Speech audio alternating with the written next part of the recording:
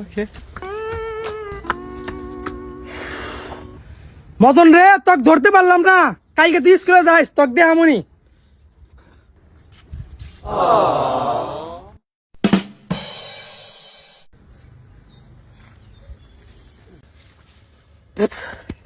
পাচ্ছি।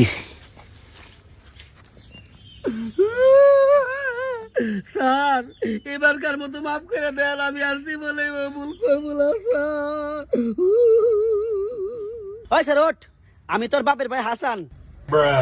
ও কাকা। ওই হারাম দাদা, তোর সারাইটা তুই বলা লিখে কি করছিস ক?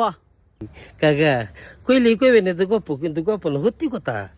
এই যে আমাদের স্যার যে প্রাইভেট পড়ায় না, তে আমাদের তো একটা গ্রুপ মেসেঞ্জার আছে, তে স্যার ভাই কি কইছে যে বেতন নিয়ে আসিস, তে আমি আবার লিখে হাতে নেহা পারি না, নাইরা যে ভয়ে যে কইছি যে কাল দেব। আর জানেন কাকা ওই জায়গায় মিস্টেক হয়েছে, কালের জায়গায় বাল ওটা লেখা হয়েছে যে বাল দেব, এই জন্য স্যার আমাকে উঠাইতেছে। হারাম জাদা, তুই খালি উল্টা পাল্টা কাজ করস।